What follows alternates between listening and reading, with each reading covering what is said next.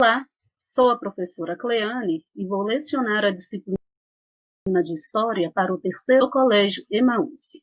Pessoal, nessa aula eu vou fazer a correção daquelas atividades complementares que eu deixei na aula anterior. Número 1. O que você entende por nacionalidade? Tem relação a pertencimento, né, gente? A local, características de uma nação da outra. Refere-se pertencimento a um país. Nacional, qual que é a sua nacionalidade? Você é de qual país? Quais símbolos oficiais fazem parte da identidade nacional do Brasil? São 4 símbolos principais, né, da identidade nacional oficiais, os símbolos oficiais instituídos por lei. Lembra que nós falamos sobre isso? A bandeira nacional, o hino nacional, as armas nacionais e os selos nacionais. Além desses símbolos oficiais, tem outras características também do Brasil que vão marcar a identidade nacional, a identidade cultural do Brasil, né? São as festas, a culinária. Como a identidade cultural do Brasil pode ser caracterizada? Por quê? Ela pode ser caracterizada por uma diversidade cultural, né? É muito diversa a identidade cultural brasileira. Ela foi formada, gente, a partir da mistura de vários povos.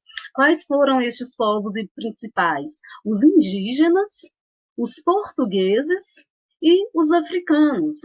E a mistura destes povos é o que deu origem à formação da população brasileira e à formação da identidade cultural brasileira também. O que quer dizer dupla cidadania ou dupla nacionalidade? Quer dizer, gente, que uma pessoa ela é cidadã legal em 2 países. Mas como que isso pode acontecer? Às vezes, os seus pais podem ser de outro país e você pode ter nascido aqui no Brasil. Então, você pode requerer a dupla nacionalidade. Um outro caso também pode se dar quando uma pessoa se casa com uma pessoa país. Por exemplo, uma pessoa brasileira vai se casar com uma pessoa francesa, lá na França. Então, ela se tornar também cidadã francesa. Então, tem outros casos também, tá bom? Finalizamos a nossa correção. Agora nós vamos falar sobre os meios de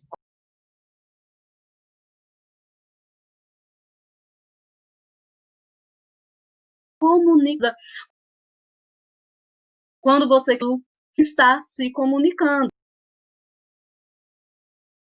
Quando precisa de alguma coisa e pede alguma coisa, está se comunicando. Quando você faz a leitura de alguma informação, você também está se comunicando. Os meios são,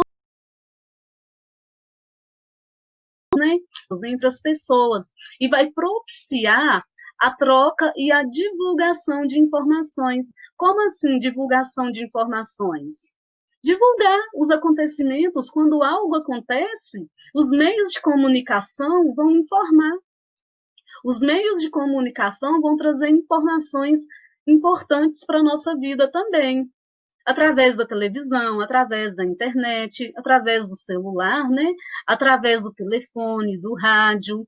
Existem diversos meios de comunicação. E com o avanço, gente, tecnológico, com o desenvolvimento tecnológico, né, esses meios de comunicação eles foram sendo aperfeiçoados. A pintura rupestre, essa imagem que nós estamos vendo aqui, é um dos mais antigos meios de comunicação, que foi utilizado pelos homens pré-históricos como transmissão de informações, a partir de registro, por meio de desenhos, em paredes das cavernas e nos tetos das cavernas, estes homens eles deixavam registrado sua rotina, seu cotidiano diário, deixavam registrado as suas atividades, e isso é uma forma de transmitir informação. Uma outra forma de transmitir informação é através da fala, quando a gente fala alguma coisa, quando nós estamos conversando com alguém, nós estamos trocando informação através do diálogo. Uma outra forma de meios de comunicação são os instrumentos musicais. Muitas tribos indígenas se comunicavam através de tambores, do batuque dos tambores, através do barulho da música, né? Do barulho não, da música, que era entoada por estes instrumentos. Outras formas de comunicação é o sinal de fumaça, muito utilizado, que foi muito utilizado por tribos indígenas, como a gente pode ver nessa imagem. Na Grécia Antiga, gente, tinha os corredores.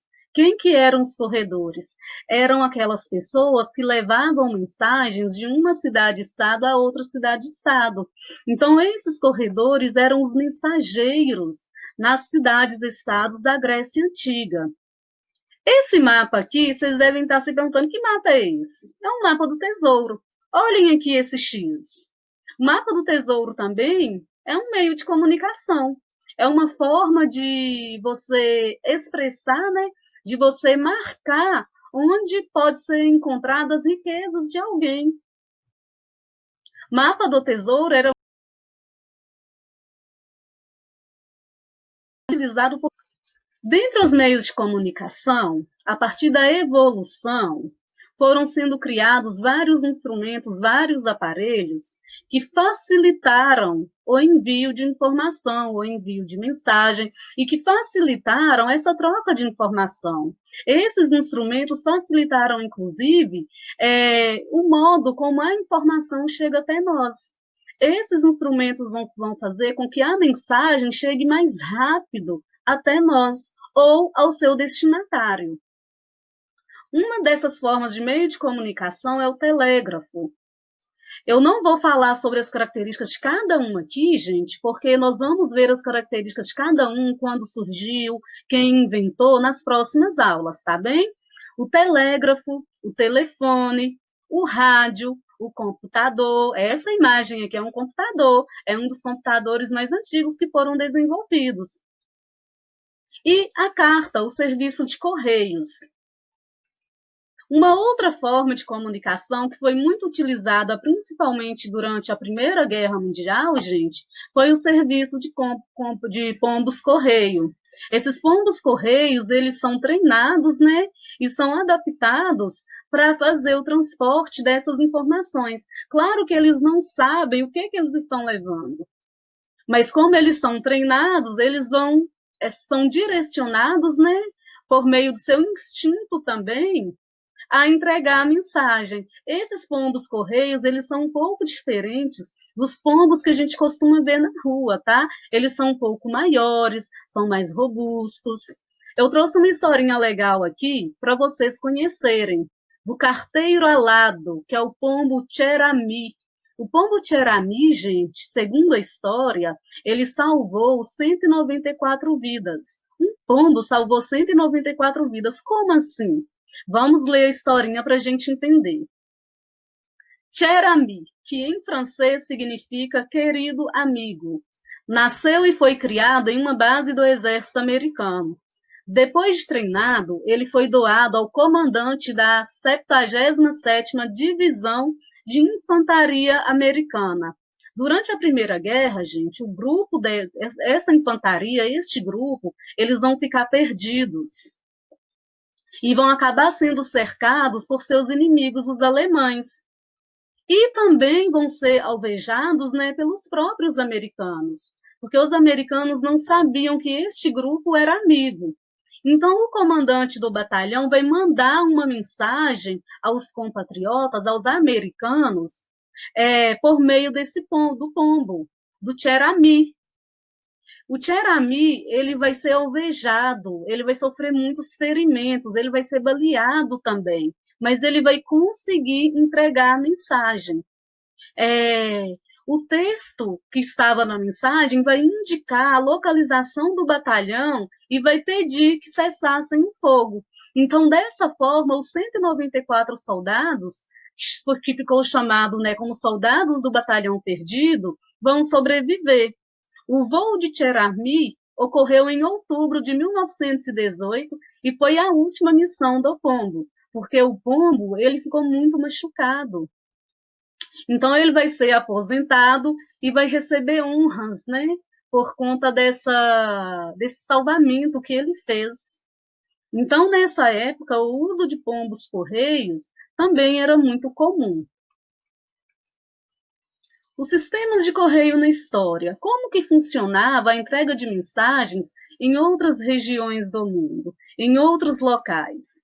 Neste primeiro mapa aqui, nós vemos a localização do Brasil, né? Que está localizado na América do Sul, no continente americano, na América do Sul, e temos a localização da China. Olhem como que o território chinês ele é vasto, como que o território chinês ele é grande. Os chineses eles tinham estradas que permitiam aos mensageiros viajar por diversas regiões.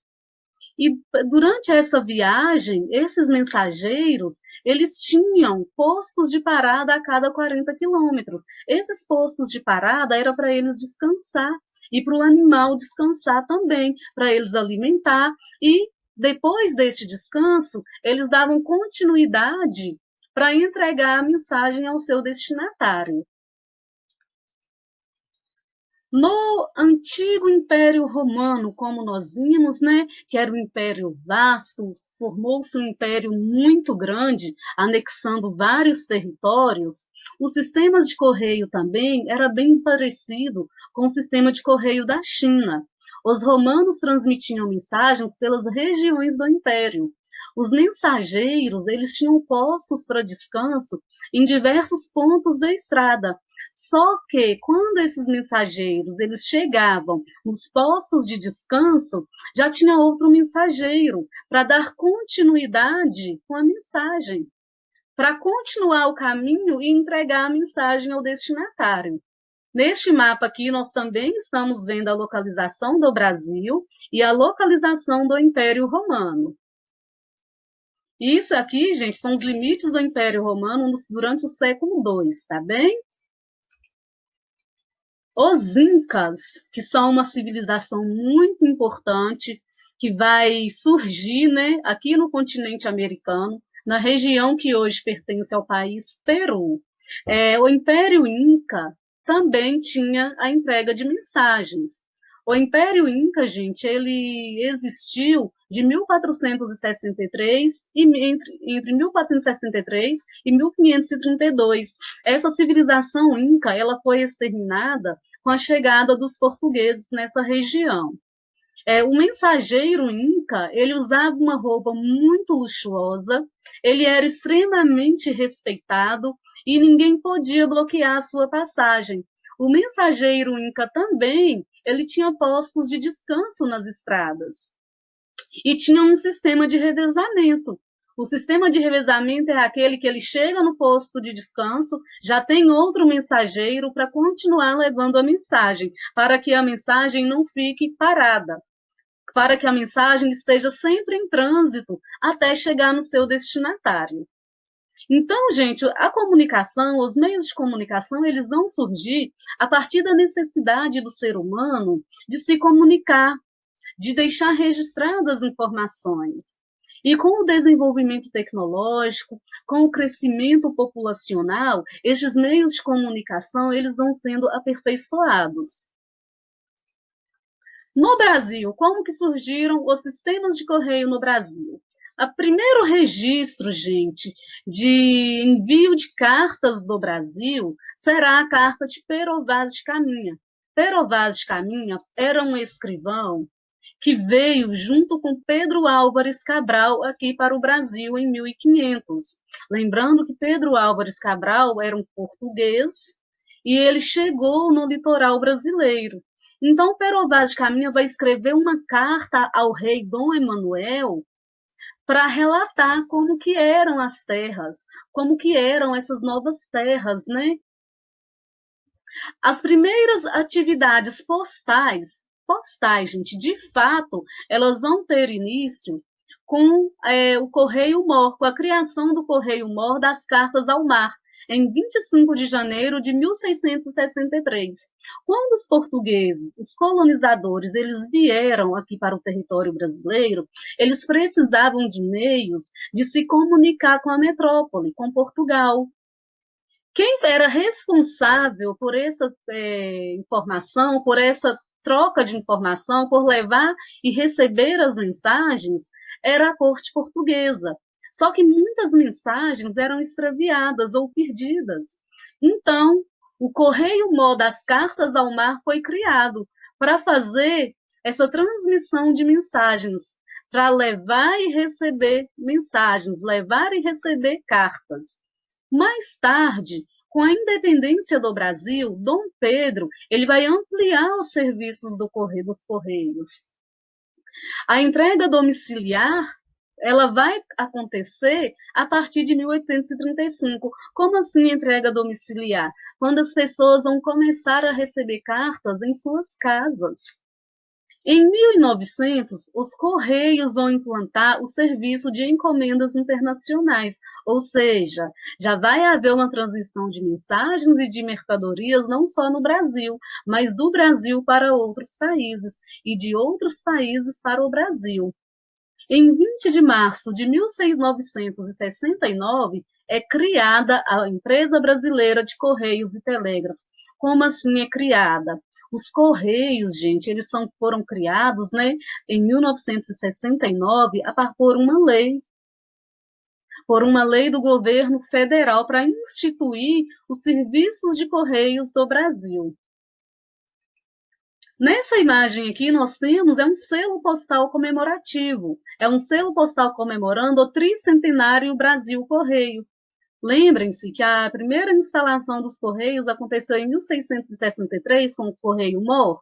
Então, em 1963, fizeram 300 anos dos serviços de Correio no Brasil. Então, esse selo ele foi criado em comemoração a esta data. Inclusive, o dia 25 de janeiro também, gente, é o dia do carteiro. Comemora-se o dia do carteiro. E o carteiro, ele é um personagem tão querido e admirado por tantas pessoas que tem sido inspiração por muitos artistas. Inclusive, muitos filmes, muitas séries, muitas animações. A gente tem a presença do carteiro. Tem o Jaimini Chaves, tem as Aventuras do Carteiro Pad Clifton, que é uma animação da TV britânica. Tem o Senhor Zebra, que é carteiro em Peppa Pig, né?